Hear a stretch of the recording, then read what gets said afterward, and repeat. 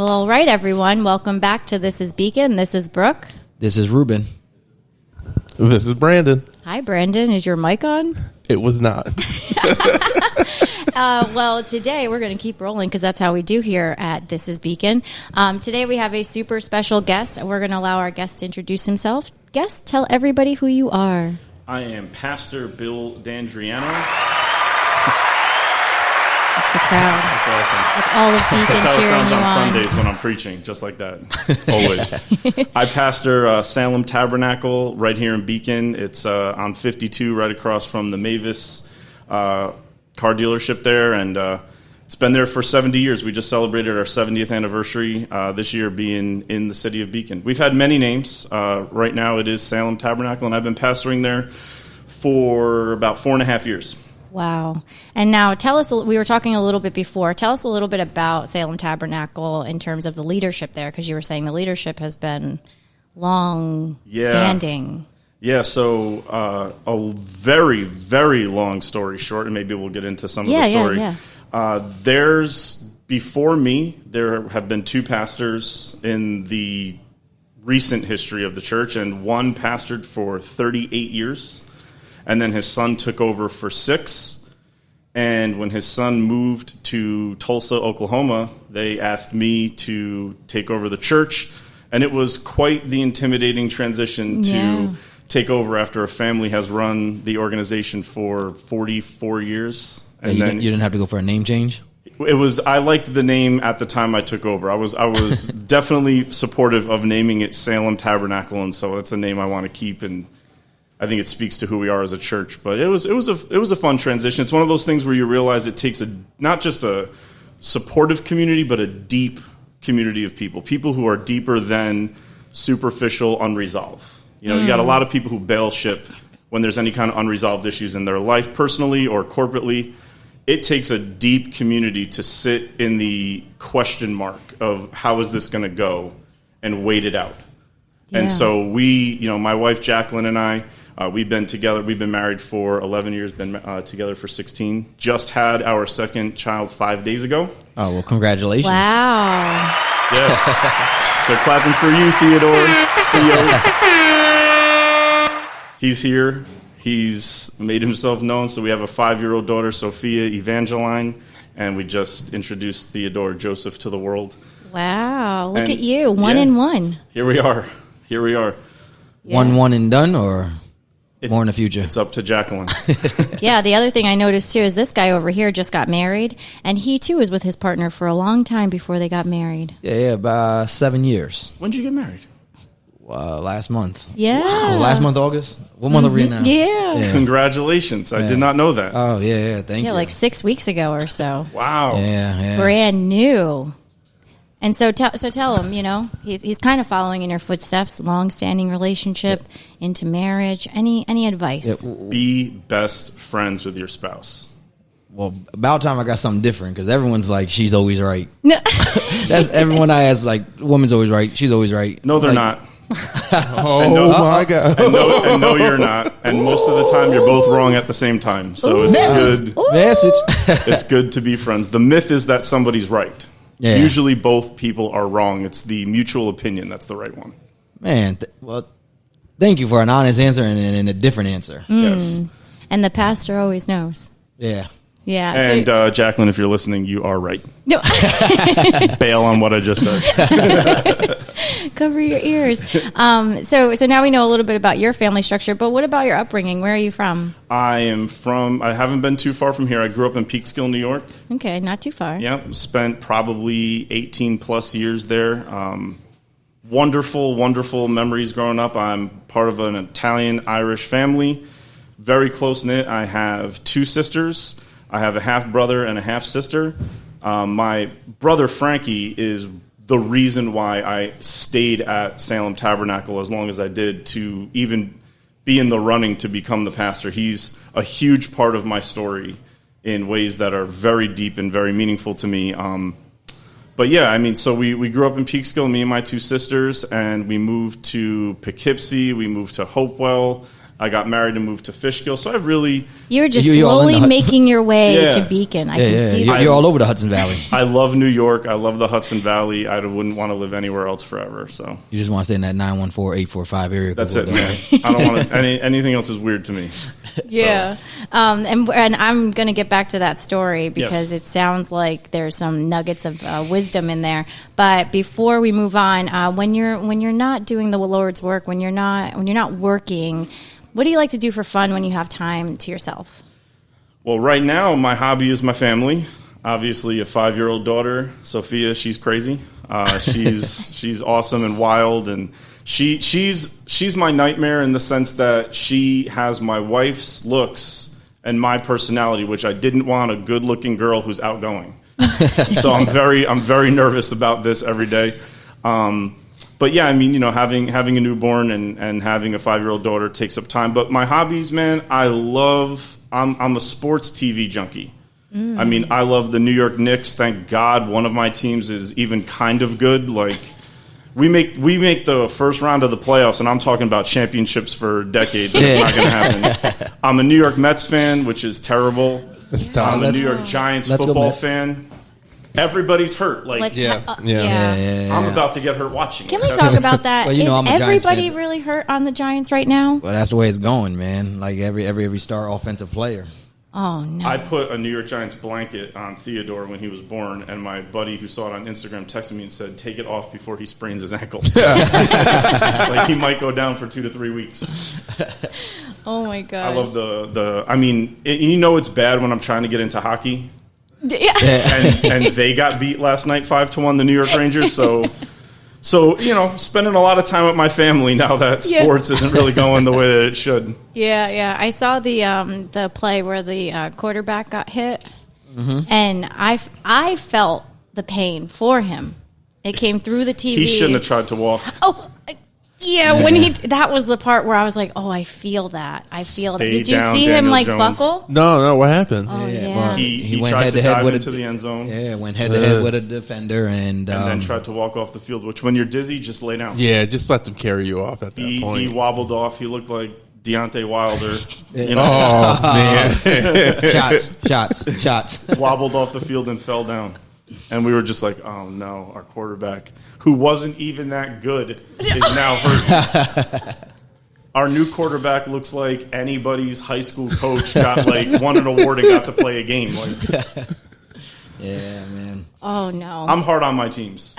I can see We I have that. to be nice in my profession to everybody. So football is That's your outlet. That's where I get Yeah. nasty. I don't let people watch games with me. Yeah. All right, we'll give you, Gloves come off we'll give you that then. pass on that. My church would leave. They'd be like, oh my gosh, he's weird. Yeah. So I'm gonna dovetail back into that story. Tell us a little bit about what got you into your profession. Like, was this something that you thought about forever? Like, as a kid, did you think this is where you would end up?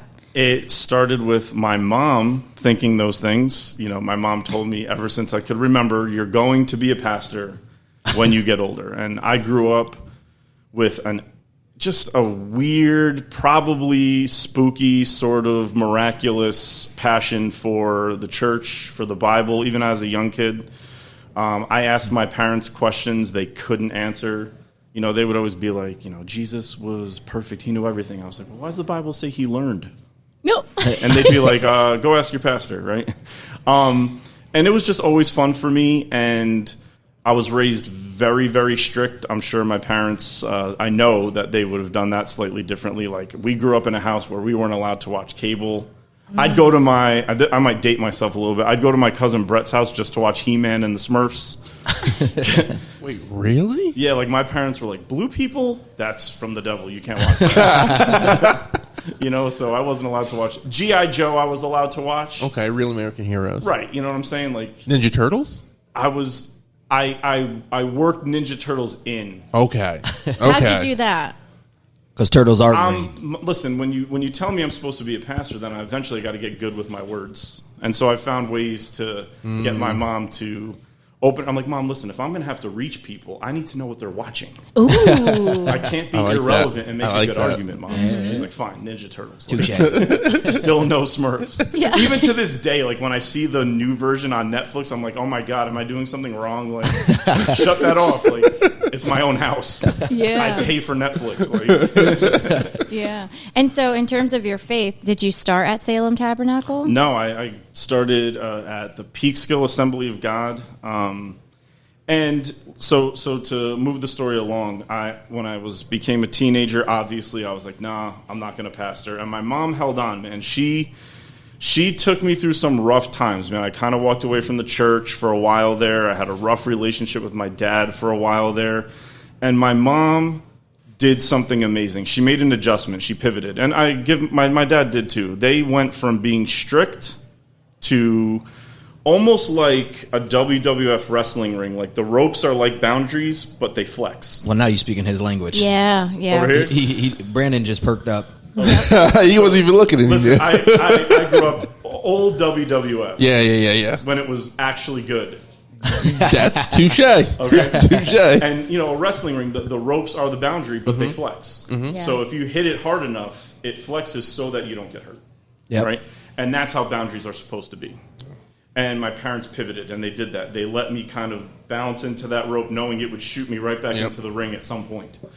And my brother's 14 years older than I am, and so when I was maybe 15 in 1997, he plays on the worship team at the church. And he said, come to the church. At the time, it was Oasis Ministries. He said, come to the church and just watch me play. It's a Wednesday night. They're not even going to preach. He said, if they're not going to preach, I'll come. And I came and watched my brother, only because of my big brother. Like, I hadn't really had a relationship with him up to that point. And I watch him play, and I'm just...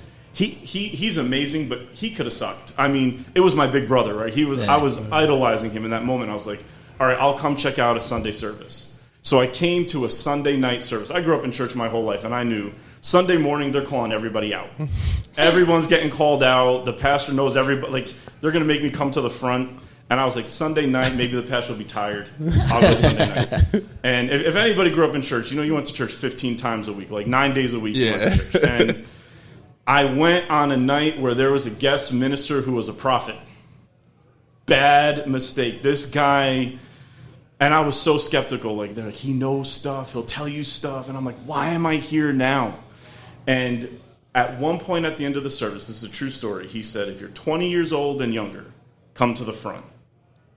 And I'm like, this is what I was trying to avoid. But my sister-in-law is here. And if I don't go to the front, she's going to tell my mom. And my mom's going to be mad at me when I get home. So I went to the front. I know the game at church. I went to the front, pretended to cry, like whatever. And I like how you're like, I already know how this goes down. He said, Marvin Gorman was his name. And he said, this is probably 1998, he said, if you have a calling on your life to be in the ministry, raise your hand. And I'll never forget this moment as long as I live. I said to myself, my family's in the room. If I raise my hand, they're going to tell my mom, and she's going to be happier than she's ever been, and I don't want to disappoint her because I don't want to be in the ministry. This dude looks right at me and says, one of you just thought to yourself, I'm worried about my mom. Raise your hand. And I'm like, Both. yo. And he said, you're not going to disappoint. He said, you're going to fail, but you're not going to disappoint her.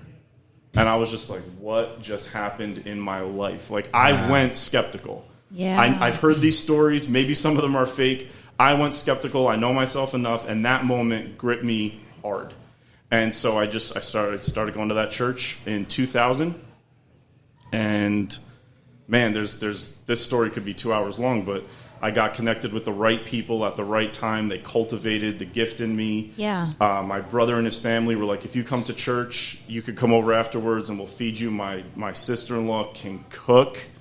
She can cook. Like, if she cooked the Last Supper, Jesus would have had 2 Last Suppers. Like, it would have been the second to Last Supper. Like, she can cook so well. So I was going to church to get to his house. Right. Yeah. To eat at his table and, maybe, shooting ahead a little bit. One of our things at Salem is in order for fellowship to be diverse, in order to get diverse racially, diverse age-wise, even interfaith communicating, nothing is easier to make that happen than food on a table. Food on a table, it could destroy racism if people could just get it through their head. When you put food on a table, it changes things. the Christian faith centers around a meal, the communion meal, the bread and the cup, right? So my brother provided that at his house, and so I went to church for him for a while, and then I just got locked up, and I felt like my job was to spend the rest of my life doing what those pastors wanted me to do. You want me to run the youth ministry? I'll run the youth ministry. You want me to make you tea before service? You want me to carry your Bible? Whatever it is that you want me to paint your fence? For 18 years, I just said yes, and it was joyful. It wasn't coerced. They weren't making me do stuff. I just felt like I want to serve these guys. They touched my life. And then one day, Pastor Mark Arstead said, I'm leaving. It's kind of abrupt. It's going to be a big deal. It's going to cause some waves. People are going to be sad. And I remember he looked at my wife, and he said, I get a little choked up. I've told the story enough, so I won't now, but this was a great moment. He looked at my wife and said, I have one more question. We've asked you to do a lot of things. I have one more request. Would you want to take over the church? She grew up in the church from birth. I was there for, at that point, 20 years. And my wife said, we just felt like we were supposed to do one thing. We were supposed to always say yes to what you guys asked us to do, so this will be our final one. I was done. I was in tears. I was like, how did it get here from I don't want to go to church to... I'm going to watch a basketball game. Yeah. And to now I'm literally about to pastor the people that changed my life. Yeah. Like, I've looked up to them, and now I'm going to be their pastor, which was an exciting and terrifying moment. And that's an awesome story. Thank you for sharing that with us. And I just want to point out that when you said Oasis, you're talking about the same church. Yes, it was Oasis when I started going, and then when Pastor Phil, he had the church for 38 years. When his son, Pastor Mark, took over, they changed the name to Salem Tabernacle. Okay, so all right, so I wasn't going crazy. That is the disconnect I had, because I remember Oasis. Yes, and a lot of people listen now are probably like, I drive by there every day now, and I didn't know the name. But he did say Mavis, but I didn't make the connection. Yeah, the tire service place, and it's incredible because nothing amazing happened to make this happen. It was literally one invitation to come over somebody's house and eat, and oh, by the way, come to church first. And so, we're always trying to change things with major moves, and I just really feel like if this resonates with anybody listening, a simple invitation to have somebody over your house to eat, 20 years later, they could be telling that story because their destiny just opened up from that one invitation. I mean, come over and eat changed my life. Literally changed my life. But I just got one question about the story with the prophet and coming to the front. I'm saying this is just the way my mind works. Was everyone's eyes closed? I know probably a lot of people's were. I know my family's eyes were not. They were like... I'm just saying, I'm just trying to put myself in your shoes, and I'm like, man, even if I was singing that, I think I still would have been like, is anyone else raising their hand? I was looking around, and this is the thing. People raised their hand. I remember, I don't remember names. It was such a surreal moment. I looked to my left, and 15 people had their hands up. So I'm like, this is great. They're going to focus on them, right? Go pray with them, whatever. And I remember looking at this guy, and he wasn't looking at any of them. And after he said that, he came down, he shut his microphone off, and he said, I saw you from the minute you came in, and I know you know that you need to get it together, and this is what you're supposed to be doing. Wow. And I'm like, you're right. All right, you got me, Yeah. Yeah, and what I'm thinking, too, is that at that age that you were at, I just think about, the amount of, how old were you exactly? It was probably 98 or 99, so I was 16, 17. Yeah, so think about that age, right? And a decision like that, I'm curious, at that time in your life, was it peer pressure? What was really pulling you away from the church? And then when you did decide to take that next step, did you have any challenges along the way? Because I think that comes up for a lot of people where it's like, I know what I want to do, but taking that first step becomes so scary. Yeah. This isn't for everybody. It's for people with certain callings in life. To do certain things, Ruben, I'm sure you know more than anybody, to affect change, you have to walk through the monster of loneliness at some point. Man, sure. You got to walk through it. And so for me, I feel like I was being prepared. I had a very hard time making friends early. And looking back, I feel like I was being prepared to have to stand by myself. But I got into bad things not because I was actually walking away from the church, but because I was craving acceptance and relationship. And so when my personality began to develop, when my extroversion began to develop, I was making friends in some rough places, and then they started telling me that I'm supposed to be a pastor. And I'm like, can everybody shut up for 2 seconds? Like, can I just smoke this and have everybody stop? Like, please, you know what I mean? And so it was an attempt to find just some peace from people telling me this is what I was supposed to do. But now looking back, I learned how to be me and be lonely at the same time, which I think that could sound negative, but I think that's a very positive thing. When people can learn that loneliness is really life's opportunity to introduce you to yourself. I'll give you an amen on that. Oh, I was just about to put my hands up. Yeah. I was like, ooh. Loneliness is life's opportunity to introduce you to you. Like, I met myself and still now, even in seasons of standing alone and loneliness, I'm meeting me. And so that took time. Obviously, you don't know that at 17, 18, right? Right. But now, getting into my late 30s, I'll be 40 next year, I'm starting to understand that loneliness is actually something that people who know themselves well because they walked through a time where there wasn't anybody around. Or there were people around, but nobody was really seeing you. Like, and that might even be, you guys are going to get me on a tangent. No, that could please. even be the worst kind of loneliness, is when you actually have people around you, but they don't see you all the way.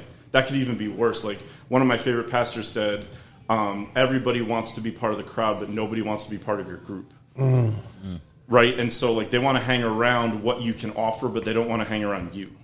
They want your fringe benefits, but they don't want you, because you come with baggage. And I learned to sift through my own suitcase, right? And it was a healthy time. So it wasn't peer pressure ever. It was, if anything, they were pushing me into being a pastor. Yeah. I had to push myself out to actually get in and have it be my decision. Yeah, I think the other thing that's coming, there's a lot of gems that you dropped in there. One is just, in this world where we're all like, what am I supposed to be? What am I supposed, quite often, if you just pause and listen, everyone's telling you. Yeah. Yep. It's actually right in front of you. And what is that saying about he drops a pebble and it'll just keep coming. It'll get bigger and bigger and bigger until you see what's meant for you. But it's all right in front of you. And I think it starts with this, and one, loneliness. I can go down a rabbit hole with you because it's like one of the greatest threats to Americans today. A lot of people, and particularly within the pandemic, it's just exacerbated. Folks are feeling lonely. And to your point, a lot of these folks are not necessarily alone by our definition, right? There are people around them, but they have this feeling of nobody knows what I'm going through. Nobody sees me. You were going to say something, Brandon? Oh, okay. No, I'm just listening. And so that idea of loneliness, but I think there's something in there around that mindset shift, right? Because we have this tendency to associate loneliness as lacking. Come on. Whereas there is Yes. there is beauty in the loneliness. Why? Because guess who's there? You. Now you have an opportunity to be there for you, to show up for you. You got him back on his chair, like Yeah. now he's telling you to preach. And I think that's where it's very nuancey, but it's about how you see the loneliness, see the beauty in it, see the luxury that loneliness can provide, right? Because so often we're in a time-starved world. We're in a world where we got to be all these different things to all these different people, and even in like a family dynamic, right, where you want to be. For me, I want to be the best mom that I can be. I want to be the best sister that I can be. I want to be the best daughter that I can be. So I play those roles and I try to be the best. But if I'm not taking care of me along the way, if I'm not filling my cup along the way, everybody suffers. That's right. So I think that's where we have to, as good stewards over our own selves and our own lives, we have to really start to protect and celebrate what that space is. That's so good. So that difference between being lonely and being alone, being on your own, right? Yep. So, yeah, we connect there. Yes, 100%. And what's causing us to be impoverished as people is the fact that we're avoiding loneliness. So loneliness is offering us a chance to be introduced to ourselves. And the more we try to avoid it, and the number one narcotic for avoiding it is social media. Social media is giving people the illusion that they have a network. But none of those people... Hey, those are my friends. Yeah. You got to ask yourself, out of all your followers, how many would be at your funeral? Out of all those followers, how many are going to be there in your worst moments? Probably not many. One, maybe two. Let's use this opportunity to take a quick commercial break.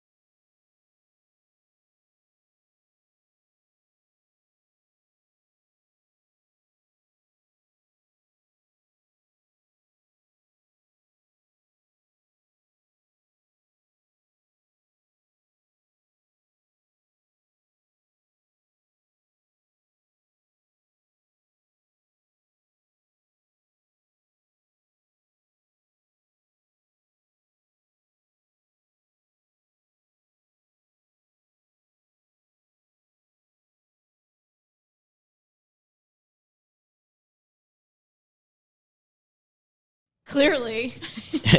That was the loud chair. I could hear it. Okay, before we move off this topic of loneliness, tell us a bit about your analogy on, living in loneliness or moving through it. Yeah, I don't want anybody hearing this loneliness could be a generous offering to your life. There may be people listening where loneliness is actually an injustice. People have dipped on you, left your life because of things out of your control, and there's a kind of loneliness is a double-edged sword. It's a healthy thing to pass through.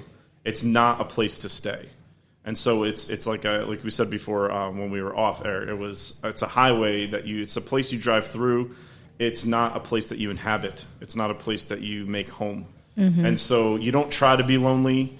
And you don't try to not be lonely. Life is going to send you there, and it's going to take you out of there. And we also have to recognize loneliness in other people and be there with them as they're passing through. Yeah. Now, tell me a little bit more about that. I like to counsel folks in my circle as honor the space that you're in. Yes. It's not about a push-pull. It's not about avoiding. It's not about running to the next distraction, but it's about just honoring the space that you're in, however that may come, but allowing it to move through you so that you can, to your point, keep it moving, right? Yep. But for the folks that are on the outside looking in, just being there, tell me a bit more about, what does that look like?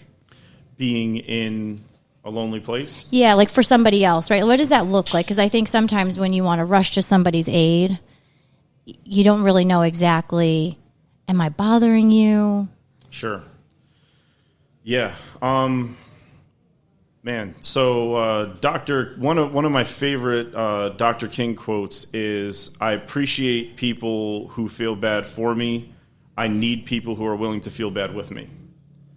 And so we are an avoidance culture, and we are also an answer-giving culture in a way that destroys things. Here's something I'll say. We need to give dignity to people's pain, not immediately try to pull them out of it. Yeah. We have to give dignity to people's pain because no Two people could smash their thumb with a hammer, and the two pains feel differently because of the life that those thumbs have been through. Somebody gets hit that has arthritis, it's going to feel differently than somebody who's healthy and hits their thumb with a hammer, right? And so we have to be, and this is cliche, it's cliche for a reason, we have to be better listeners, right? God gave us 2 ears and 1 mouth because we should be listening twice as much as we speak. You know, this is something. So letting people tell their story is everything, and not judging it, and not listening to respond. Yeah, like you ever talk to that person who, while you're talking, their nose is already getting red because you know they got something to say, and they will find a way to say it, even if you change the subject. Like listening. Another one of my favorite preachers said, "Listening is the only time where you can give and receive at the same time. You're offering your quiet to the other person, and you're receiving their story at the same time." Yeah. Right? So it's the only time where you give and receive all at once. And I think that's important. I think it's important because the person who's lonely doesn't 100% know how they feel. And you listening to them as they talk their way through it, you're giving them a chance to teach themselves how they feel. Yeah. Yeah. And that has to be slow. I mean, one of the things I love about our Christian scriptures, the Bible, is that it was written at a time that was only agricultural. Everything took a long time. Planting, sowing, waiting, reaping. Like, you didn't have FedEx or Amazon. Amazon Prime. You could order it Prime. today and have it yesterday. Like, that wasn't happening, right? Everything took a very long time. And I think God revealed himself to us at that time and not this time.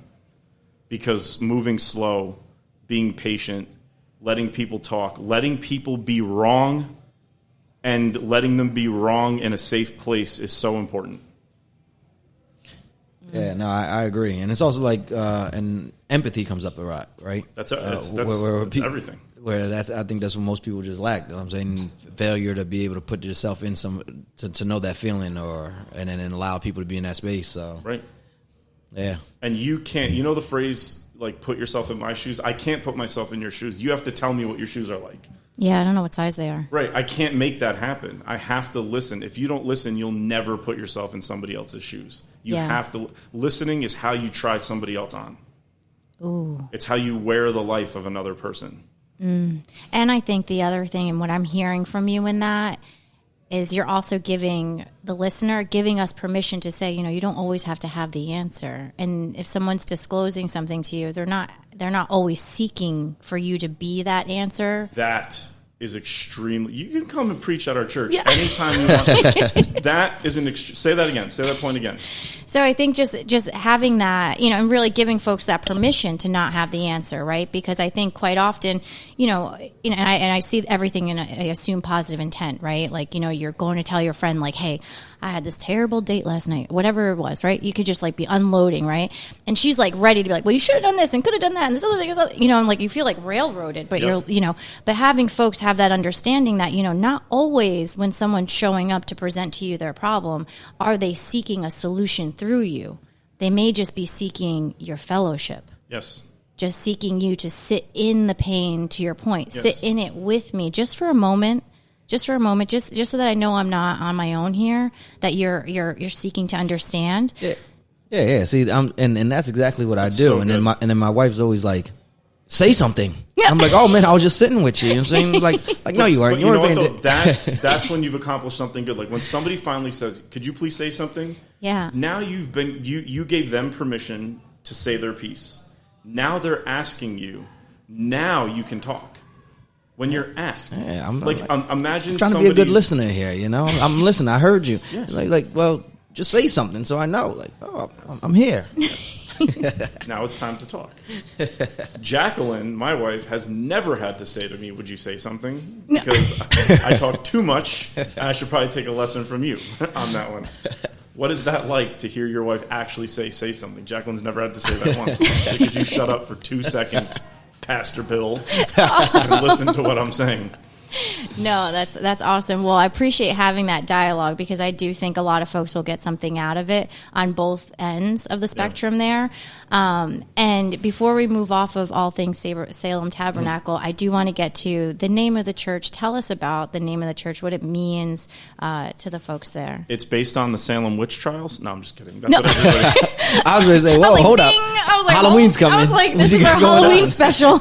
Everybody says that. Like, what's the name of your church? Salem Tabernacle. Oh, like the Salem. No. I wouldn't even know what that story would be that would make the connection there. It should never happen. And if it does, leave that church Yeah, immediately. they are. Salem comes from the Hebrew word shalom, which means peace. And that particular word shalom for peace doesn't mean calm feelings or settledness. It means, shalom means life the way things would have been if nothing broke. So when you wish shalom on somebody, you're saying, may your life be the life that would have happened if things didn't break. So if everybody, even listening, would just imagine, where would we be if nothing ever broke? That's what shalom means. And ultimately, shalom is defined by God's life. God's life is the life that never broke. And tabernacle is very, very key for me personally, is that a temple is a fixed structure.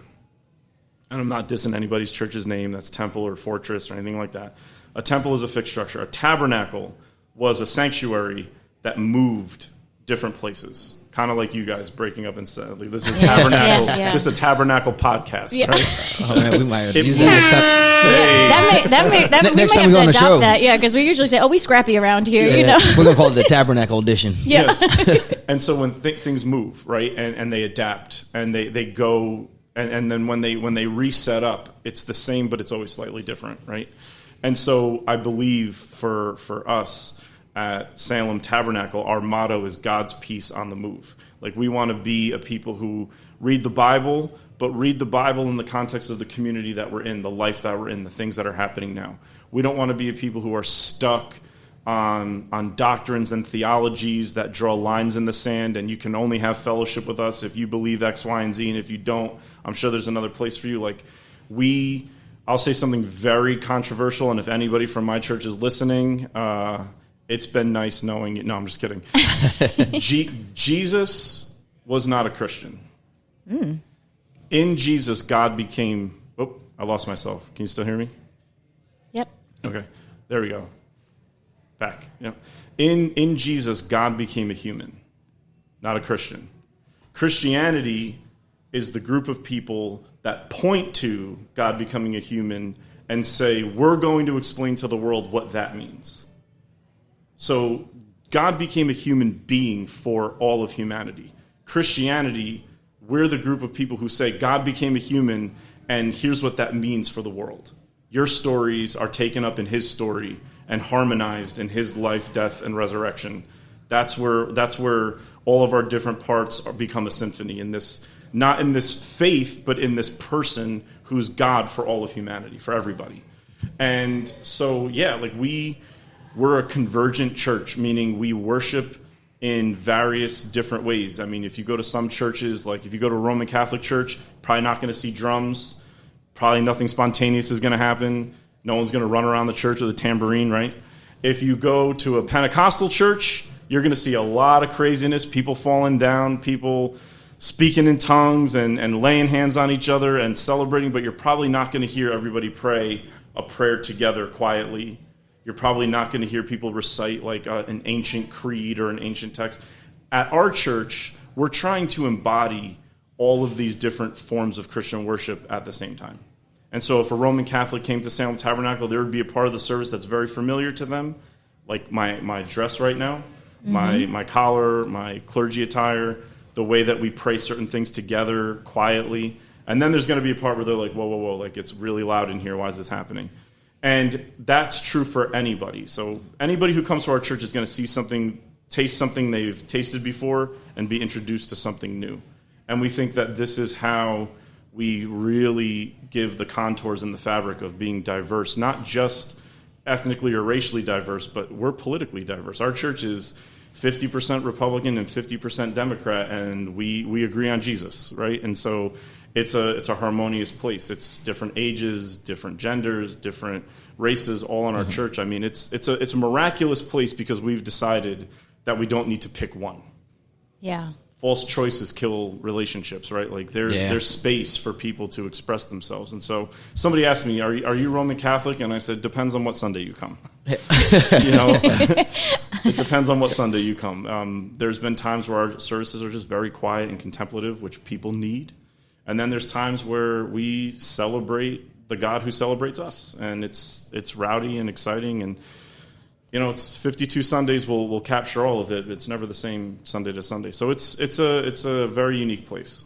Yeah, and I have to say, now that you explained that piece, the name, there's no better name than that. Yeah, it's Salem Tabernacle, God's Peace on the Move. I mean, that's what feels like home for us. Mm-hmm. Yeah, and I know we're going to go into the next topic, but what you just said, something just popped. But like the Our Father prayer, that's kind of like universal. Like I hear that in every church, though, right? It's our. So that's kind of like that's like the universal prayer. So you're going to hear that in any church you go to. It doesn't matter. You'll hear it in most churches you go to, but you'll hear it very, very differently. Oh yeah, no, I know there's some word differences. At the end, it gets kind of dicey. You're not sure where you're. So I used to go to the Reformed church. For me, anyway. Let me get back to my experiences. Towards the end is where I'm like, are we done? Oh, there's more. Is there something? Yes. Well, that's what I was just But even the sign of the cross, you know what I'm saying? There's some different words, some different people use. Oh, and there's people like, so take the sign of the cross. But everyone uses the same hand and the same motions. Not at all. Not really. No? Not at all. Oh. Like Eastern, Western, Yes. like we do it all differently. And then some people think it's like a superstition. You should never do the sign of the cross. Like, what are you doing? Right. And it always bugs me out. This will get me on a tangent, so get me off of this. It always freaked me out how a Christian will be upset about the sign of the cross, but then they'll be okay putting their hand over their heart for the Pledge of Allegiance, which always bugs me out. Like, why are you okay doing this for America, but you're not okay doing this for God? Like, at that point, what and who are you worshiping? But that's a side point. He was just watching how you did the sign on the cross and said, oh, that is a little different than me, actually. Yep. I'm the right hand. Right? Well, because then you come back to the center. The Father, the Son who came down, then you go up a little bit because he rose. Oh, See? So Father, Son, that's no. and then the Holy Spirit covers everything. Yeah. It is a little different then. It is. This whole time he was like, now the Our Father, I got to be on alert. But the sign of the cross, I'm in good shape. Back in the day, the Our Father for me meant church was over. Like when they got to the Our Father, it's like, yes, I'm about to go home and play Madden. Like it's time to go. Yeah.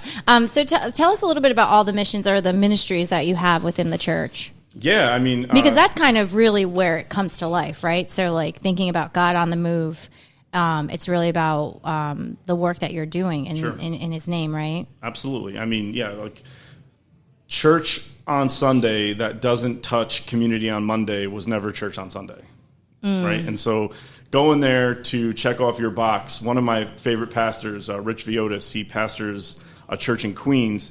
He said, too many people are Christians, but not enough of them have had their life formed by Christ.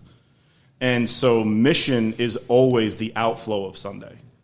Sunday should produce mission. Sunday's the gas station for the journey of the week, right? And so we have large, like global, we support an orphanage in India through Dr. Matthew Thomas, who's been a missionary to India for a very long time. We have missions in Tanzania where we have a missionary out there who's training their own people to be pastors to their own people. Like, it's not always great when America is going to other countries and saying, here's our version of Christianity. Like, it's better to raise other countries up to be pastors to their own people, right? And so that's one of the reasons why we love Runa Evertson and Tori Rasmussen out there. And then we have Dale Van Steenis is one of our global missionaries he's what you do. He connects resources to needs.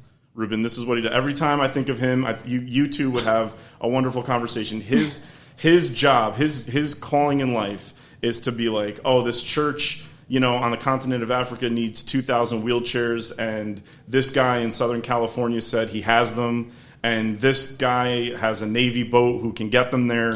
I'm connecting all this, and he does it on a massive, absolutely miraculous scale. There was a country in Africa that needed a fire truck for the water pressure, and he got one there. Like, how'd you get a fire truck to Africa? Like, this is crazy.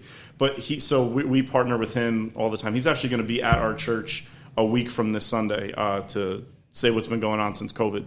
So we have global missions, and we also are developing. And this is where I'm very proud to say this. We're developing local missions, and I realized when I took over, we don't know how to do this very well.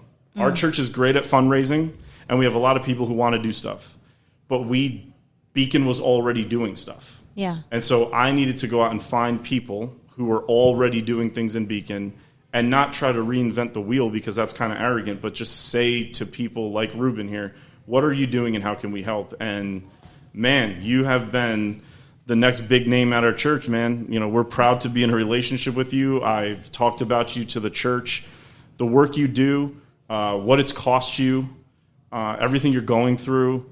It's so unbelievably worth it. And it's like you've made it easy to introduce Beacon to our church, because you are a hub for all these things that are going on, and you've made it almost feel like embarrassingly easy on our ends. Like, hey, here's what we can do, and you're like, oh, I know who you can call. I know, and you've connected us to Open Arms, you've connected us to St. Andrews, connected us to Key Food. I mean, you've really done an amazing job. Like what you're doing in the community is huge.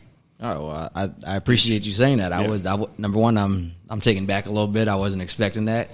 Second, I don't do anything like planned out like that. I just think it's just, I don't know. Yeah, it's at the heart of what we do, and in your heart, right? This organization is birthed off of you and your heart, which really is this power of collaborative effort. That's what it is. And everybody wants to run something, but you seem to be okay connecting people who like to run things.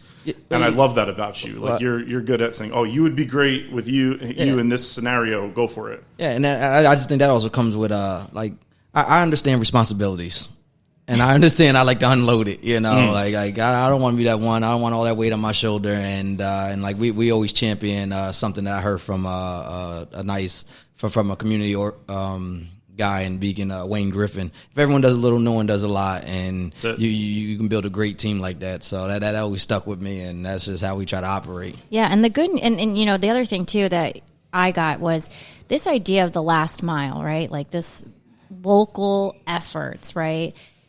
It to your point, it seems like something should be easy, but it is very difficult, because when you start to get to the grassroots efforts, it really does come down to this network of folks, and not everyone is in every circle or conversation.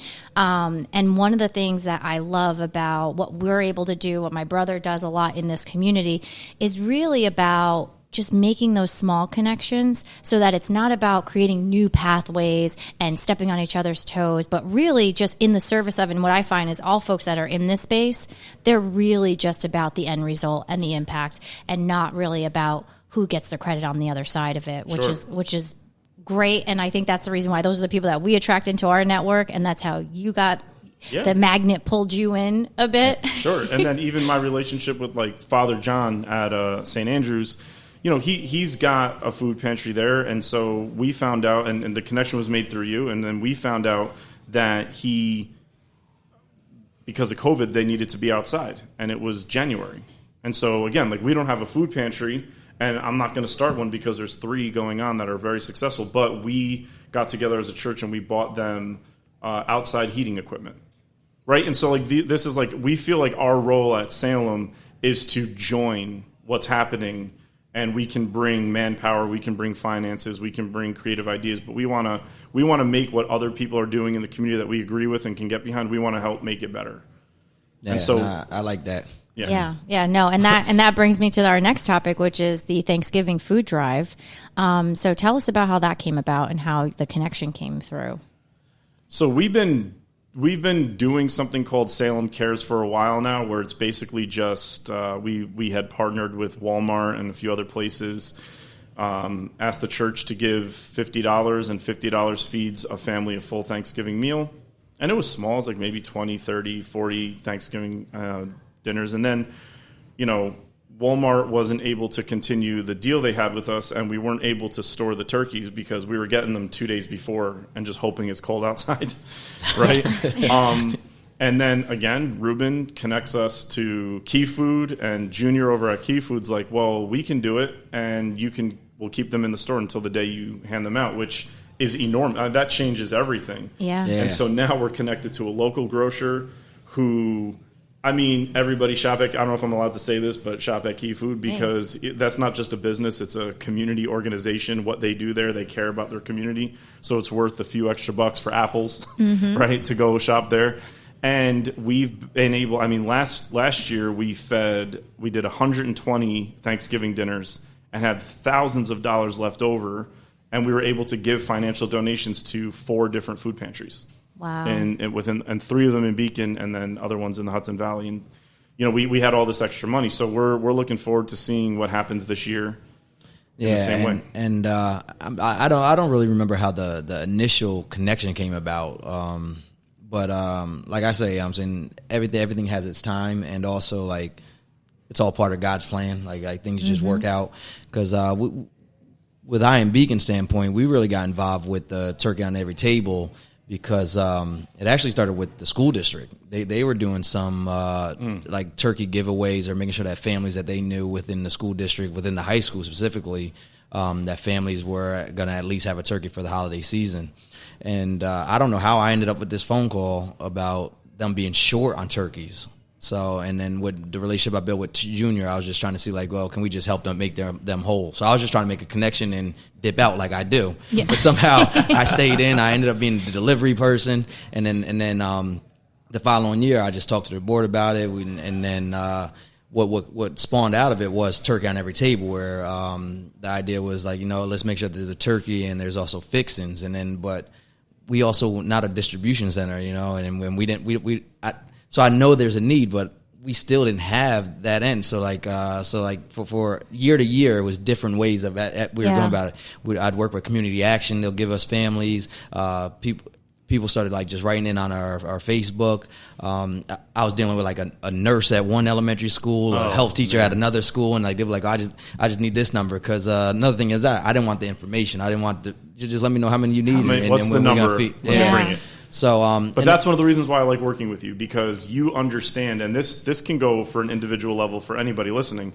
Most of us have dreams and plans, and we start at step 5 because we're not administrative, and it takes administrative planning to be able to execute a dream, to make it happen. And so when me, you, and Junior sat down last year for the first time and we got the whiteboard out, you guys kept saying, this is what we've been looking for. This is what we wanted. It's like a plan. Here's how much money we want to raise. Then here's the food pantries. Then here's how we're going to get it there. And the administrative side of it was the creative part that made it work. And so there wasn't any of that craziness. And like like that meeting that you're talking about, I just remember like once you said something, Junior said something, or if you had a question, we had to answer. And then once it was like, well, this is where our barriers are, and you're like, no, I got that. This is where my door's open, So it just seemed like the triangle was like, oh no, this is right here. This is not even going to be labor intense, Right. That's why our last meeting was 20 minutes. We end up with more volunteers than we even need at certain times when it comes to the packing, and it's something that I'm glad that we were able to bring back, because a year prior to that, we as an organization stepped away from it, because what I started to see was a lot of organizations wanted to do something around Thanksgiving. So I started to feel like, you know what, if a lot of organizations are doing things, and then I couldn't get everyone into like, well, what are you doing? I couldn't narrow everything down. But then when the connection was made with you and about, I know you were doing your something for Thanksgiving, but then you wanted to get connected with the Beacon community. Like once we had our first conversation, I knew like, oh, Turkey on the Table is coming back, and this is going to be real, because now every dot is now covered, is now connected. So with that said, if anybody listening either needs or knows somebody who's going to need a Thanksgiving dinner, you can go to www.salemtabernacle.com, and on the front page there will be a sign up button for you to sign up either a friend or a family that you know, or even sign yourself up. We want to know how many are out there, and we are going to make sure that it happens one way or another. Yeah, no, and what I love is what you just described about the meeting that you guys had. that is, and for those of you that are listening, like that is the power of a collaborative effort. Yes. Because not everybody, and we say at I Am Beacon a lot, is that what is your superpower? What is your superpower, right? Because when we all bring our superpowers together, we may not all have the same ones, but forces combined, yes, we can get this done. And you just described exactly how that comes to life. And the other thing I would say about the website, it's super simple because I personally stood online at a couple food pantries and I helped folks sign up. And I did it right from my cell phone last year, and it worked out beautifully. It was one of those things where, like, I could have a simple conversation, and even at the time with COVID, social distancing, I could have a simple conversation, and I even used as much as I could get out of my 7th grade Spanish to sign up bilingual folks too. So I thought it's really seamless, right? So you get to the website and you fill it out, and again, like you said, it's whether it's for you, somebody all the information, just get the information in there. That's the only thing that they're looking for there. So I think it's great that we're doing it again this year, and I look forward to people, either raising a hand for themselves or those that they know of that are in need, particularly when it comes to the internet situation. Like if you know that person's not going to fill it out for them, I think it's a few questions. It's not a lot. It doesn't take a lot to fill that out. So thank you guys for your joint efforts. Yeah, I'm looking forward to it again this year. You guys are doing it. But you're not going anywhere because I still have something else to pick your brain about. Okay. So as we look ahead, there is an event that you are interested in bringing back to the community. I am very interested, and we're very interested to talk about it because I'm gonna tell you every time I see you talk about it, you kind of light up. And you actually make me feel bad that I wasn't a part of it. I'm mad that I missed it. So you make me feel like, it needs to come back, and I need to make sure that my calendar is clear. So what is this event, One Beacon? Again, I'll give you the cliff notes, and you guys can ask more questions. I'm a preacher, so we always go over time. Like, we're always closing. That's what we do. Like we say, in closing, and then we close for an entire sermon. We're turning into like the Joe Rogan podcast over here, so it's fine. Great. Yeah. That's great. Yes. So I show up to the church one day. This is 2018, and there are anti-Jewish flyers all over the front doors of our church. And I'm walking. I get to church real early on a Sunday. I get there at like 6:30 a.m., and I call Rabbi Brent Spodek from the Beacon Hebrew Alliance right away, and I'm like, Rabbi, have you heard about what's going on? And my man was in tears. He had people calling him, and he was like, I don't even know what to make of this. This is bad. And it was a notable group. I don't want to talk too much about them because I don't want to give them any credibility whatsoever because they don't deserve any. But we got together, me and Pastor Ben Larson Walbrink from First Presbyterian, who since moved to Detroit. Yeah, he did. Yeah. Left us. I'm not bitter. I'm so happy for him. No, he's a great guy. Yeah. We got together with Rabbi Brent, and we listened. And one of the things I realized very quickly was that at this moment, the Jewish community needed to know that the Christian community didn't agree with the flyers because it's unfortunately certain Christian communities that are part of those flyers. And it never dawned on me. And again, this is the privilege I walk in. As a white man who has a position of influence, I check off every box that makes my life easier than the life of everybody that I'm sitting in this room with right now. I wake up in a world that's easier than the room all of you wake up in. And so right away, my job is to shut up and listen to people who wake up in a world that is much more ferocious and much more dangerous for them than it is for me. And if I could use the influence that I have and the ease of my life to give them voice and to be a voice when they don't have one, that's what I'm going to do. I'll lose my job doing that, right? And so Rabbi said, we need to know that the Christian community is not part of this. So the next Sunday, they do some sort of like school for kids in the morning, and me and a few other pastors from Beacon, we went to the Hebrew Alliance just to stand at the doorway when people arrived with their children. And again, I'm thinking to myself, is this even going to help? the people coming to the Hebrew Alliance that day were in tears to see us there and thanked us profusely because they were really scared that that we were supportive of these flyers. And so Rabbi said, we need to do something big. And that's always Rabbi Brent. Rabbi Brent is like, how do we get the world to show up? Right? And so I said, listen, you can use our church building for anything that you want to do, however you want to do it, because Beacon needs to know that the voice of people who don't agree with those posters is louder than the voice of people who are spreading this kind of fear. And it turned into, for me, one of the most miraculous part. I will always talk about that night in November of 2018 as one of the most miraculous nights of my life. We had the imam from the mosque on Main Street in Beacon. We had Rabbi Brent. We had Pastor Ben. We had men and women who work in churches, do music, share their thoughts. Mayor Randy was there and shared his thoughts. We had politicians show up. We had about 600 people in the church, thousands of people watching on Facebook Live. And that was before COVID. Facebook Live, we did a terrible job.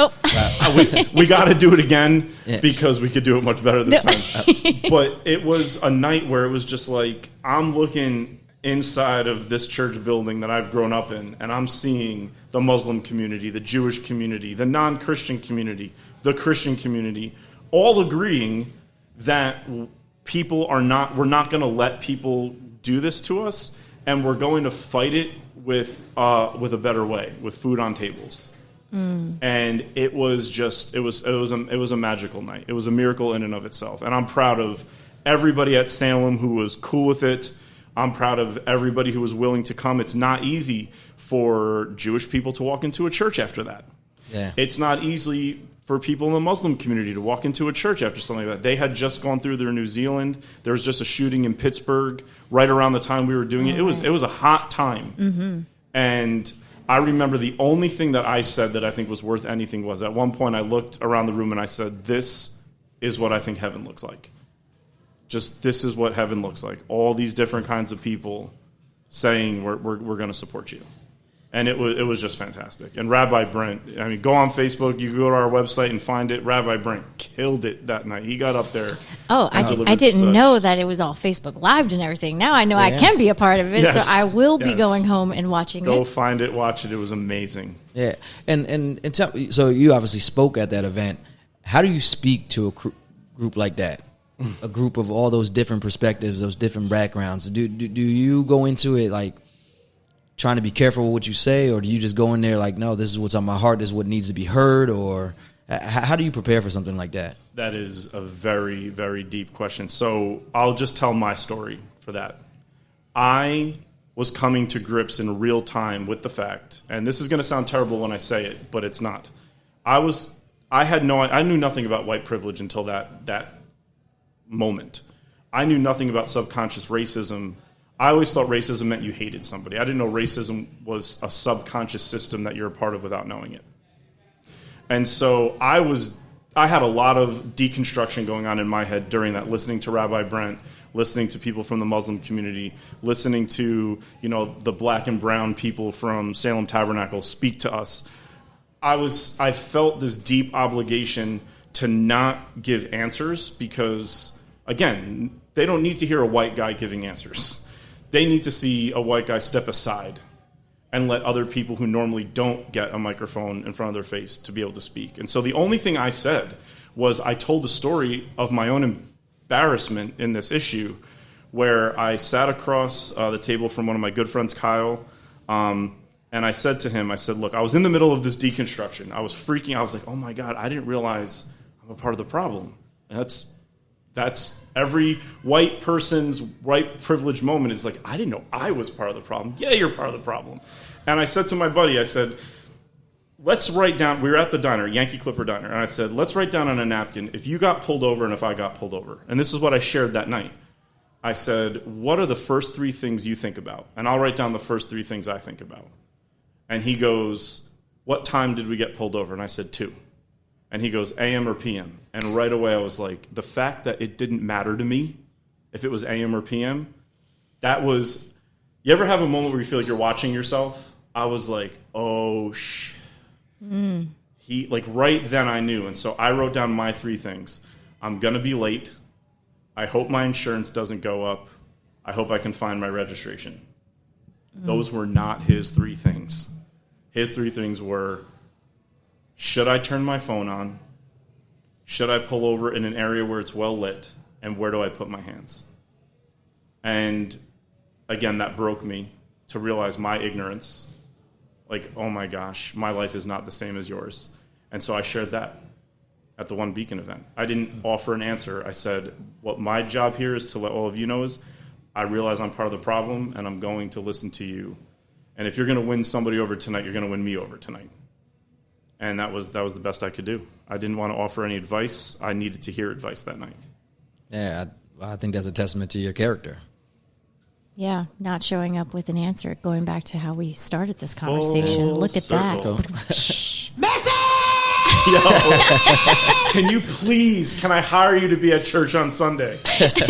You need to be there. Like, well, actually, we record our podcast on Sunday, so no, you don't. Not these Sundays now. Can't steal my help. So no, I think I'm gonna that's steal him. Yeah, that sounds like a beautiful event, though. So it was called One Beacon, and it's going to come back.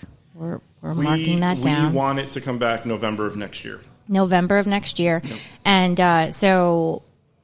How would people get involved, know about it, if right now they're like, that is something I want to be a part of? Yes, right. I mean, this is probably a disappointing answer, but one thing I've learned administrating through COVID is I don't want to say anything too quick, too early. So what we want right now is people letting us know they're interested in doing something. Yeah. We want to know if there are spaces available beyond hours. Like, if we do it again, hopefully there's more people. And so is there another building that has live stream where we can have an overflow? Like, if it's going to happen at Salem, is there another building that says, hey, if you run out of seating because we need to be spaced out because of the virus, we'll be willing. We could fit another 200 people, and we have live stream too, and we could connect your live feed to ours, and people can watch it at our place. Like, so who's available? That. Who has ideas? Who has resources that maybe we could use? I mean, anybody who is involved with food. You know, when you have that kind of diverse crowd, there's dietary restrictions. Not everybody eats the same, and so we got to be very careful, like what we offer and what we put out there. So it's involved. So if you're out there and what we're looking for now is interest and openness. Like, if you have a place with live stream, if you have food connections, maybe we want to do this outside earlier in the year next year, and you know somebody who can help us close down Main Street, like, let's do this. Rabbi Brent wants to close down Main Street and do like a full street long Oh wow. kind of deal. He's aggressive. Yeah. No, but that sounds like a fun event. Yeah, so there's things in the works, but I think it should be a yearly event minimum. I think it should be a yearly event minimum, and just draw attention to the fact that, like, our face is plunged into the negative every single day, but there's something really good happening. Amongst all the frustrating things happening in Beacon, and there are some, there's a lot of real beauty coming out of this too. And so we want to draw attention to that. Yeah, what I also love about this is that it's a way for us as a community, right? Because we live in this world that wants to tell you what's going on. Yep. But this type of event is a way for Beacon to come together and really celebrate all the fabrics that pull us together. Yes. And celebrate who we are and what we do stand for together. Yep. Right. And Absolutely. I think that's important, you know, in a world with, like, you know, all this diversity and all that stuff is really good. But at the end of the day, in this community, there are core values within this community, and it's worth it for us to really just put a stamp on that and to celebrate it together. Yes. Yeah. This feels like, to me, like an extension of the spirit of Beacon Day. I was just about to say my wheels are already spinning, and I was about to connect the dot again. Spirit of Beacon Day needs to be part of this conversation, because I'm saying that's basically what that day is about. Number one, you know, and, awesome. And they're always looking for themes. So, I love this. So I and through food has always been a very strong staple within Spirit of Beacon Day. Absolutely. To demonstrate the diversity within the community. I think, you know, my wheels are like, yeah. And another Definitely. thing that I like, I think it also stays in that wheelhouse of like what you're saying. Like we know what's going on. I like to think globally, understand what's going on, but acting locally. Yep. You know, we always drive everything back down, and that's why I even go to the name and everything. I'm gonna look forward to this next year. Yeah. And Absolutely. see what the looking interest is. forward to I think there's going to be a lot of interest. There is, and everybody's concern is like, well, you know, I don't agree with everybody. Like, in that room, there was vastly different religious opinions, lifestyle opinions. I mean, there were a lot of things that in any other environment would turn into a debate. And unless love can only be love once it has cost you something. If you don't have to put something away, you haven't loved. You've only flattered. Right? And in that moment, in that moment, there was a whole bunch of people saying, you know, I don't agree with you guys on a lot of things here, but we all do agree on this, and that's what made it special, right? And so, you know, one of my favorite Bible verses growing up was the famous, you know, I walk through the valley of the shadow of death. Later on in that psalm, it says, He prepares a table before me in the presence of my enemies. And growing up, I always used to think that meant that one day God's going to like set me up in front of my enemies, and they're going to see that I have more than they do, and I'll just be doper than they are, and then they'll want to be my friend. And what I realize now, what he's saying there is, when you encounter your enemies, people who put those kinds of posters up, people who, you know, get involved in politics and push their own agenda, even if it's pushing other people out, what that psalm is saying is, I want the people who are being hurt to sit down at a table and live and pray in such a way that those perpetrators become friends. They're forced to become friends because they see goodness that's better than their badness. And that's what happened to me. I had perpetration in me. Is that a word? It is now. I had. You looked at me like I was the dictionary. I'm like, I don't know. Well, you had the laptop. He was like, look it up real quick. I got caught all through that experience. And I realized during that experience, I'm actually enemy here. And it won me over to be friend where I was subconsciously enemy. And so if that can happen with me, it can happen with anybody, because I didn't even know. It's knowing you're hurting somebody is bad. Not knowing you're hurting somebody is worse. Because you're not even going to have the chance to stop if you don't even know. So being indifferent to something is worse than even intentionally hurting somebody. And I didn't know. And so I was enemy at the beginning of that, and immediately was won over and became friend at the end of it. And so, like, one beacon won me over to the realization. Can I tell one more quick story? Please. Sure can. So you keep looking at me like I'm in charge here. I've been married long enough to look at the woman in the room and be like, am I allowed to do this? That's a friend of mine, Dante Stewart. Find him online. He's all over online. He just wrote a book called Shouting in the Fire, an American epistle about the black experience in America. It is fantastic. He's a fantastic human being. I through a mutual friend, I connect with him, and I was talking to him about pastoring a diverse church. And he said to me, do you think that you function in subconscious white supremacy? And of course, I was like, no, of course not. He said, all right, so you preach to white and black people every Sunday. I said, yes. He said, are you in your office right now talking to me? I said, yes. He said, look at your bookshelf. Look at all the books you use to prepare for a Sunday morning sermon. How many of them are written by black people? And I was just like, I'm just going to be honest, one. He said, how many books do you have on your shelf? I'm like, 400 or 500. And he's like, so what opinion is ultimately informing you when you speak to white people and black people, who you're really speaking to, knowing that the only information you're getting, how to read the Bible? And he told me, he said, when you read the parable of the woman who lost the coin, what do you think when you hear that parable? And I was like, it's a metaphor for us losing things in life. And he said, well, for us, it's actually literal. We know what it's like to actually lose a coin and how devastating it feels to lose a $5 bill. And I was like, oh my gosh. He's like, so are you really, what opinion is supreme in your mind? Clearly it was the white one, because it was 499 to 1. And so again, and I would encourage people in my position, don't fight the white privilege thing. Sit back, ask yourself the honest questions, and realize you can change this. So all of a sudden I'm introduced to James Cone, I'm introduced to Malcolm, I'm introduced to Dr. King, I'm introduced to all these new authors, and I'm reading Bible stories that are being interpreted very different than I would ever interpret them in my entire life. I'm listening to Christian music that's very different than the Christian, and it's making me realize that I was enemy, not in an intentional way, not in a vile way, not in a wicked way, but in a subconscious way, which is almost worse. Yeah. And so my pastoring, my being a husband, being a father, the things I'm talking to my 5-year-old about now are very different because of these people I met, because of Dante, because of Rabbi Brent, because of you, because of Junior, because of everybody in this room accepting me and letting me talk about this, for God's sake, right? Like, this has changed my life entirely. Let me ask you a question. What is white privilege? How do you define it? What does it mean to you? I don't know. I'm learning about it. So the part that I know now is when I said to you, I wake up in a world that is easier for me, right? So when Sophia goes out to play, I don't have to worry about much. When I get pulled over by a police officer, I don't have to ask myself too many questions. I'm annoyed because I was on time and now I'm not, right? And then deeper things, when I've gone on job interviews, I've never thought that I get asked less questions.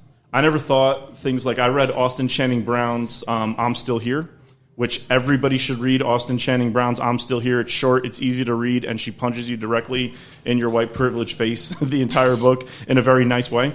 Her mother named her Austin because she wanted her to actually get a job interview. And so when she got a white man's name, her mom figured at least she'll get in the door. Mm-hmm. And I was like, oh my gosh. So for me, I'm learning about white privilege by seeing its opposite. When I hear the stories about its opposite, I don't have people who, I was going to say I don't have people who touch my hair, but because I don't have any. But when I heard these stories of especially black women saying I'll come in and my coworkers will touch my hair and they'll that's your body. They don't have free reign to do that. Right. And so I'm just learning about these things that don't happen. No one's invasive in my life. I don't feel like my privacy is invaded. I feel like I'm heard. I feel like when I stand up to speak, it matters. But I've never even thought that. I'm realizing that now, but I've never thought I matter. I've never thought I have a voice. I never thought the world is easier for me than it is. And it goes in those stages, right? Like a white man, a white woman, a black man, and a black woman, right? Mm-hmm. Just to reduce it a little bit. It's harder and harder as you go down that mm-hmm. line.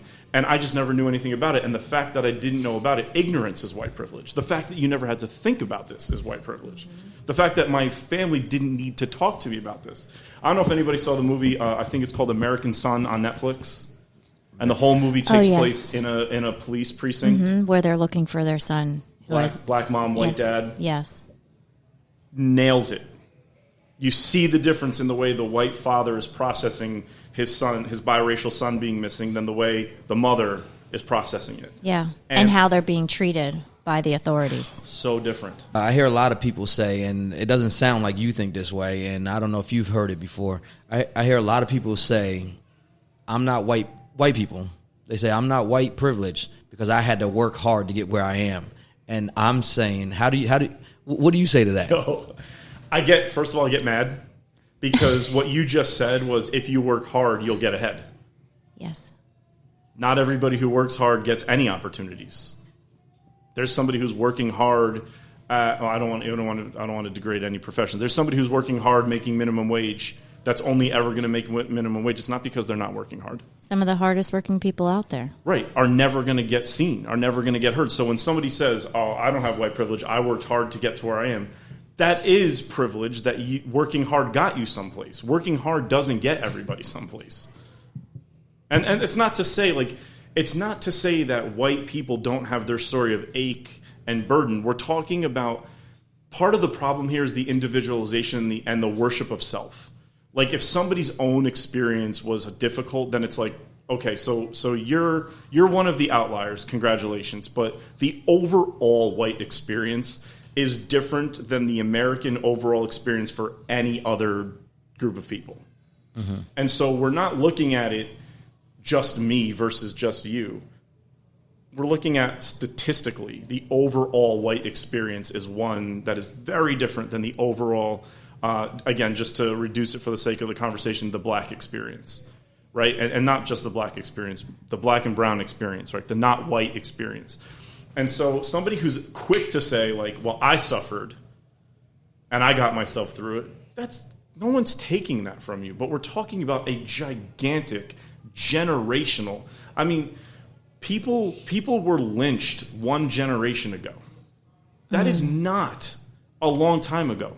Mm-hmm. When you read James Cone's book, The Cross and the Lynching Tree, he talks about how after a Good Friday service down south, there was a lynching of 2 black men after a Good Friday service. How are you going to go to church and talk about how a guy who was crucified on a tree saved you from your sins and then go put somebody on a tree 5 minutes later? It's despicable. But that happened within a generation and a half ago. For anybody to think that like people who say like slavery's over, for people to not imagine somebody gets into a fight with their girlfriend on a Monday and 10 years later they're still upset about it. It was a fight. Yeah. Right? All right, she likes some other dude, right? Right? This was murder 60 years ago, 50 years ago, 1 year ago. It's not the emotional impact of that will last generation after generation. And so when people sweep it under the rug with, well, I suffered too, or you didn't suffer like that. And there's not a generation after generation of people who look like you that suffered like that. Yeah. And I know people listening right now are getting mad at me, and please, let's have the conversation. I'm not saying anything, like what I'm saying is deeply flawed. But this is the best I can say right now while not making an argument for myself. The one thing I've determined not to do is make an argument for myself. I'm going to sit down on this one and say out loud what I've been told by people who I trust that don't look like me. And so I'm regurgitating what people have told me that I feel I need to give voice to in my life. Yeah, and I think for me personally, it's the deeper piece of going back to what you were talking about earlier about the unconscious bias that goes on. Yes. Because outside of all the statistics that we know, right, it's those microaggressions that you have to live every day. And it may, if I told you any one in isolation, you might say, okay, Brooke, move on, you're fine. But it's death by 1,000 paper cuts. Sure. So it's not only are these statistics known, but then now back to what everything's in the nuance, right? It's underneath the headline. Yes. But in that day-to-day lived experience, that continues to tell you, nope, not yet. And white privilege doesn't mean you've done something wrong. Right. Yeah. I haven't done something wrong. It's a system that I was plugged into and is just going along. Like everybody going, if 80% of the people walk this way in a pool and you got 20% of the people trying to walk the other way, those 20% are going to get tired, fatigued, and eventually just give up and go with the flow. Right? And so like any one person in that whirlpool isn't necessarily wrong. You're caught up in it. Mm-hmm. So it's not like I don't feel like necessarily like I've done wrong things, but I do need to be aware that I'm part of a system that has done wrong things. And I've perpetuated it by not being aware of it. Yes. And I think that's where, assume positive intent, right? Because I think once you get down this pathway, it's kind of like that thing where, folks go right back to their intention. And there's a big difference between intention and impact, right? Yep. Maybe you didn't intend to hurt me in this behavior or this thing that's happening, but the impact is still there and still real. So, and it's not about placing blame on one or the other, but really I'm just inviting you to wake up. Yes. I'm inviting you to explore more. Yep. And, just giving yourself that space or that pause. And my counsel to, those in my network is to, just pause. Ask yourself the question, be a little bit curious about, well, why did I do that? That word, curiosity, is everything. Yes. There are so many people who are just not curious. And maybe even on the other side of this. Like, if you're on the other side of it, if you're not on the privileged side of it, I know it's difficult. I can't imagine how difficult it is. I can't imagine how it feels every day. But one of the best things you can do is talk in a way that you're not going to live in an echo chamber where only the people who already agree with you will amen you. Talk in a way where somebody like me will have a chance to hear it. Right? And so it takes a strong kind of person, and there's not everybody out there. Like one thing I didn't realize about was something called black emotional labor, where it's like you go to work and you're always the one who has to explain to all of me why everything is bad and help me understand everything. Eventually it gets tiring for you. Like I don't have to go to work and tell this laborious story of my pain and ache. You do. And you have to tell it every day. And you have to always educate people like me, and it gets tiring and it gets fatiguing. Like it's re-traumatizing too. They have to keep telling that same story and that same thing over and over. It just triggers you every single time. Thank you for saying that. I appreciate you saying that. And yes, I can't even imagine. I literally cannot imagine. I like telling my stories, right?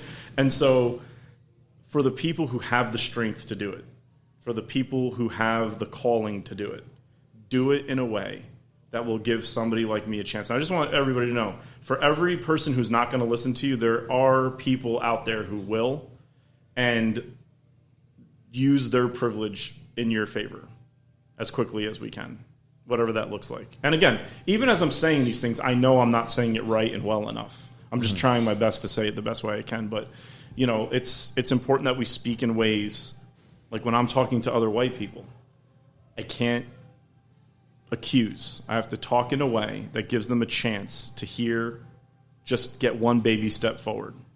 And hopefully if generationally we can do that, things can start to progress more. Yeah. And I think that's the only way, right? Because there's no quick solutions to complex problems. No.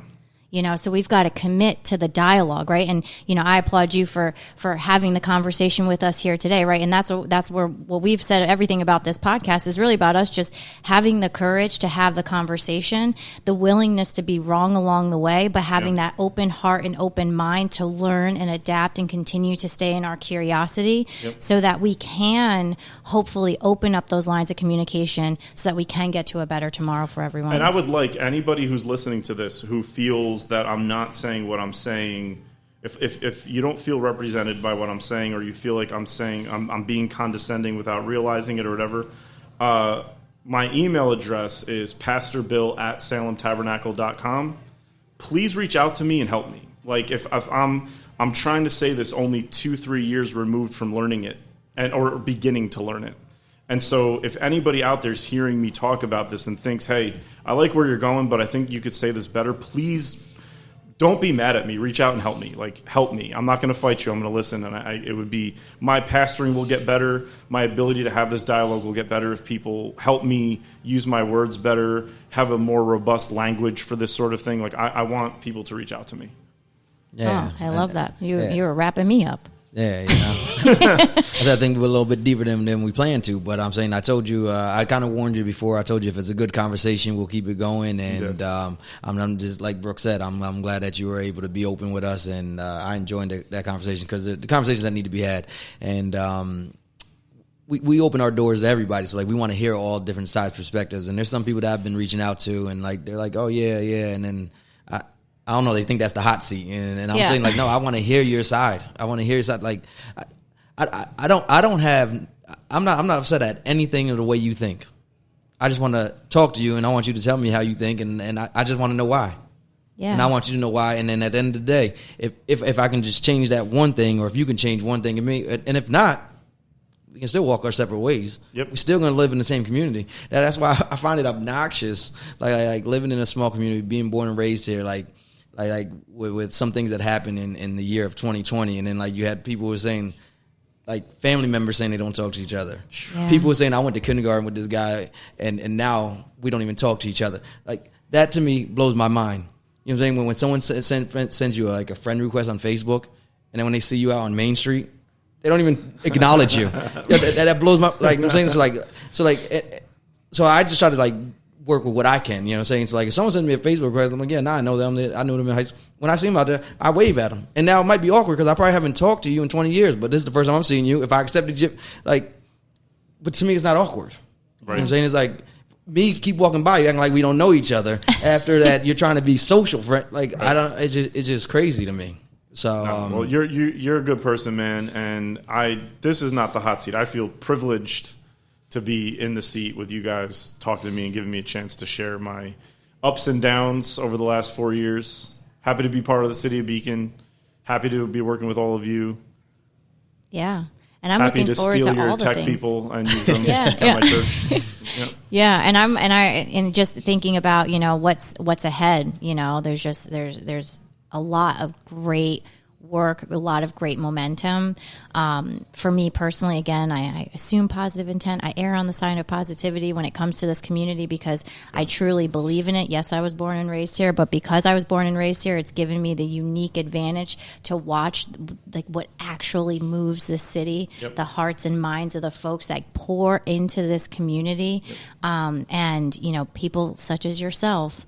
That's what's going to bring us to a better tomorrow. So I just thank you for coming here, sharing your heart with us. For those that are listening, I hope you got out what I got out, because I mean there were some gems. I'm going to go journal on some of those gems that you dropped for sure. You said some stuff. You said some. I'm gonna listen. You about to be a guest preacher? Yeah, you gave me half my sermon for Sunday, so I got more time this weekend now. Yeah. And you won't be a stranger here, because we're going to definitely have to have you back for sure. If you ever use somebody else's information, the first time you use it, you give them credit. You have to use their name. The second time, you can say, "I've heard it said." Oh. And the third time, it's yours. You can use it for free. Oh, I didn't know that. We're still going back to who said that now, thing? Once you've done it twice, it's yours now. Use it. Awesome. Well, thanks again. And then before you get out of here, we'll put it in the show notes for those of you who are listening. You can just tap on the show notes here. We'll give you the Salem Tabernacle website. But do you want to just give it to them one more time? It is www.salemtabernacle.com. Awesome. Well, great. And I don't want you to feel like you're not family here at the This Is Beacon podcast. So I'm definitely going to give Brandon the opportunity to give you our signature wrap-up question. Yeah. Brandon? He got shocked. We didn't prepare you for it, but I think you're ready for it. Yeah. So, we here at I Am Beacon, and this is Brandon Beacon. came out of nowhere. So, we like to call ourselves the Avengers of the city. Okay. A group of extraordinary people who've come together for the betterment of this community. So my question to you is, what would be your superpower? What would be my superpower? I have no idea. I don't really know. You're going to hate me for this. I can tell already. I don't know any of the Avengers. No. Oh, no. We just call ourselves that. No. Okay. So we all have our own little people, superpowers. I haven't watched any of them, or I haven't watched them. People look at me like, Listen, no one's turned into the Hulk. Fun One's fact, gotten... Yeah. Fun fact. Neither am I. humor. Humor. My superpower would be humor. It doesn't mean I'm funny. It would just be my superpower. You know what I'm saying? Not everybody liked the Incredible Hulk strength, so it doesn't mean he wasn't strong, though. You know what I'm saying? Just because you don't like it doesn't mean he couldn't throw a car across the football field. So until he met Thanos. See, I don't even know what that means. Yeah. Oh, yeah. I'm like, you're right. I don't even know what that means. Those listening, they get it. I'm like, they get Thanos, it. Yeah. No, I would agree, because we've been chuckling this whole time that you've been here. So I would agree. That's your superpower. And we don't have that on the team yet. No, and humor is good, because we always believe in comedy and laughter, especially with times we've been going through, so. Yeah. I try to have one big belly laugh every day. That's good. And you have My delivered dad a is the couple. funniest person I've ever known in my life. And so, yeah, I've seen him use humor to take tense situations down a peg. And so that would be mine. Awesome. Well, thanks again. Thank you. This is Beacon.